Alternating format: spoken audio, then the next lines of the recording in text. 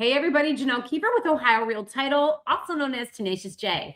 So today I want to talk about seller net sheets. A seller net sheet is an estimate of what your seller is going to make after all fees and all commissions. And that is also the number one question that is asked at the beginning of this whole process. How much money am I going to make? All right. So this is a great tool for listing agents to have, or any agent to understand, because when you're standing across from a seller, you just have a little bit more knowledge. So let's get into it.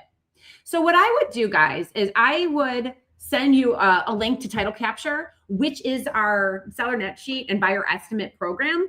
It's a great platform. And what it does is it gives you a whole plethora of tools. So let's get into the most basic one. All right. We're going to go to new estimate. Then I'm going to click on seller net sheet. There's a ton of other things here, but let's keep it super basic. All right.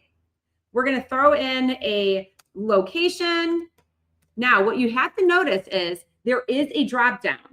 There's one in Lyndhurst and there's one in Troy. I'm going to use Lyndhurst because that's the one I want to do a seller net sheet for. Next, we're going to choose a branch of Ohio Real Title. You can choose anyone. It truly does not matter. We're not a franchise. We all work together and it's accurate. Next, we're going to add a purchase price. Let's just say there's a purchase price of $200,000. Great. Whether that could be the listing price that you want to talk about, or maybe it's an offer price. Next, we're going to go to close date. So this program automatically goes to 30 days out, no matter what.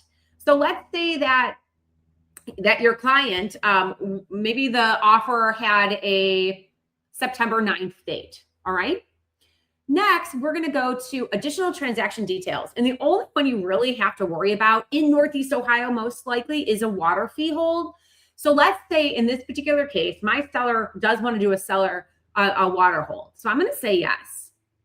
Now, this system automatically defaults to $200 water hold. All right. And we're just, like I said, this is going to be a very simple example. So we'll just keep it at a $200 water hold.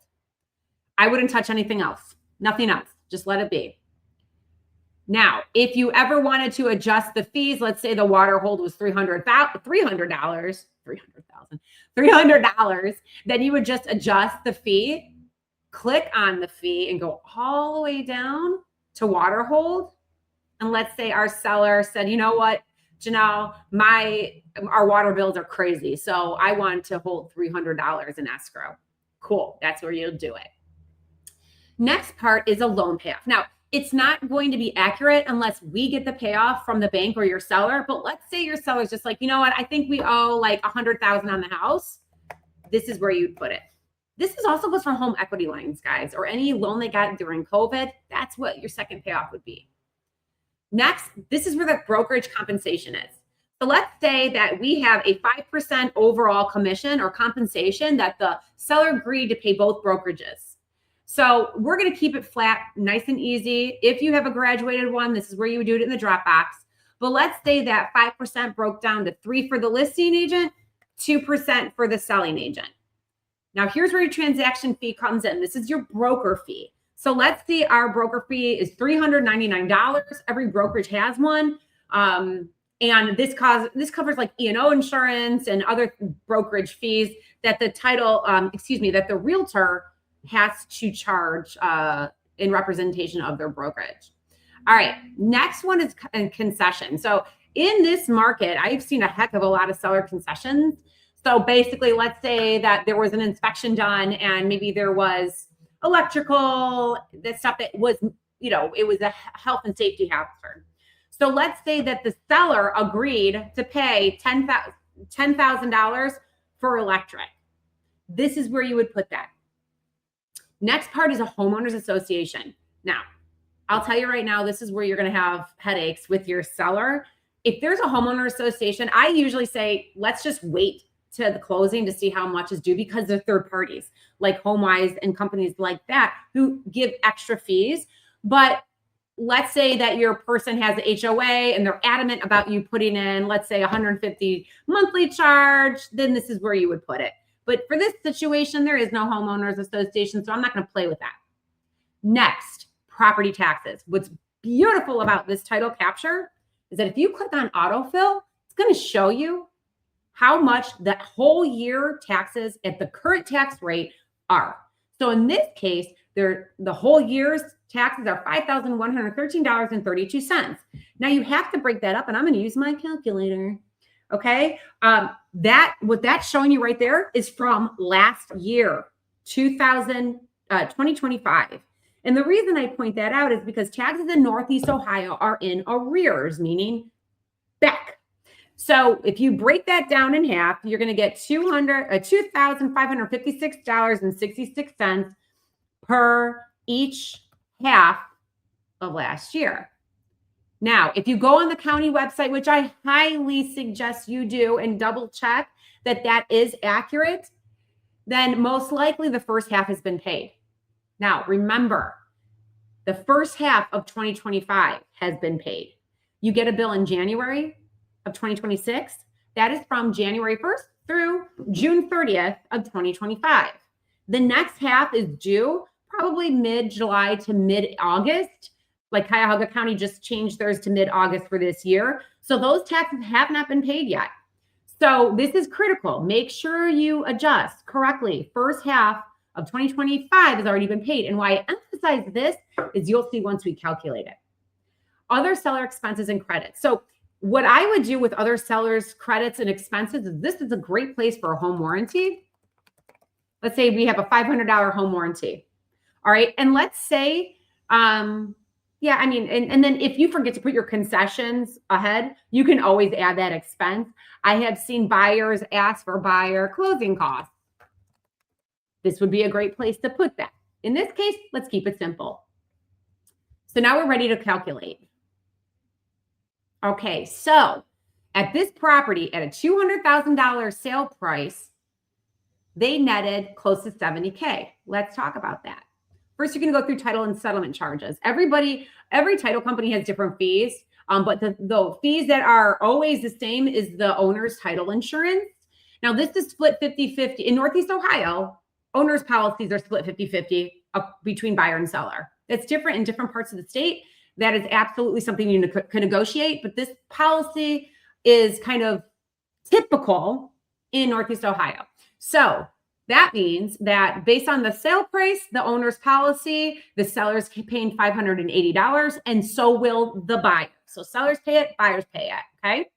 That's all the other fees. Now look at this water hold. That water hold, remember we talked about, usually defaults to $200, but I told you that the seller said that they would like to hold more in escrow. So we adjusted that to $300,000. And then you have recording fees. So a conveyance fee, every seller, this is on the seller. This is usually non-negotiable.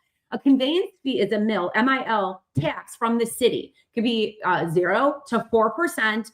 And it basically is like a city transfer fee, and it goes towards certain allocations. Okay. And then the parcel transfer fee is a whopping 50 cents.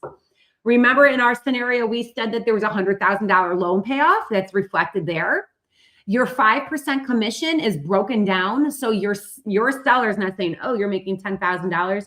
No, I'm making $6,000. Seller's brokerage is making $4,000. And then your additional broker's fee of $399. Here's where you're going to get the most questions. Okay. Prorated property taxes. So as I shared with you, we did that $2,556.66. We broke that down twice, and the first half was paid. Well, guess what was not paid? The second half of 2025, like we talked, plus January 1st through our September 9th close date. So your seller has to credit the buyer for the second half of last year, plus 9 months of 2026, because the seller is not going to be there when the 2026 tax charges come out next year. Okay, remember, it's prorated. So the seller is crediting the buyer. The buyer will not receive a check. It's just $6,063.34 less of what they would owe. And they pay for it on their own. They pay for it, but you're crediting them that amount. All right. Finally, your other seller expenses, seller concessions. Remember we talked about that electrical situation? They were giving $10,000 concession. So that goes under selling expenses, as well as that home warranty that we said that the seller was providing. So after all of that, your seller is going to net $69,892.16. Okay. So You can name this if you're going to pull it up. Like if you have a profile, which I'd send you through TitleCapture, you can automatically go to all estimates and find it. But anyways, if you're really type A and you want to add a title to it, you can do that there. Now we're done. All right. So I would download the PDF. It's a very clean way to email that to your client, or you can make it super easy and just email it this way. It's just not as clean of a format. So those are two ways of doing it. So my downloaded PDF comes up here, and then I'm going to share it. You know, I'll save it and share it, and that's what it looks like. But your face will be there, and my face will be here when I do that. Now, let's say we're gonna end this soon because I don't want you to be sleeping. But let's say the seller got another offer, okay? And that offer was for $250,000. Wouldn't that be nice? You are going to go to, let's say we're home and you're going back into that and you're like, oh no, what do I do? Did I lose my net sheet? Nope, you didn't. Go to all estimates. It's right there. So we're going to click on it, pull it up, and we're going to edit. And we're going to go ahead and we're going to take that $200,000 price to $250,000. And if you want to get really fancy schmancy, you can rename this. So then when you go back to pull it up, you're going to immediately see that it's 250. You don't have to go fishing through all of your net sheets. Okay, so now you can see that 50,000 is obviously going to net them more. And you can do the same thing. You can email them that, or you can download it again, print it, and send it via email. This is what it would look like. Nice and pretty. Okay. So that should wrap it up. There are so many more tools to this TitleCapture, but I think just doing a general seller net sheet is really going to take you to another level of professionalism. Obviously, you have me. You can always call any of your Ohio Real Title counterparts, but I just hope this helps you walk you along how to do a seller net sheet. Any questions, you can always call me. Thanks, guys.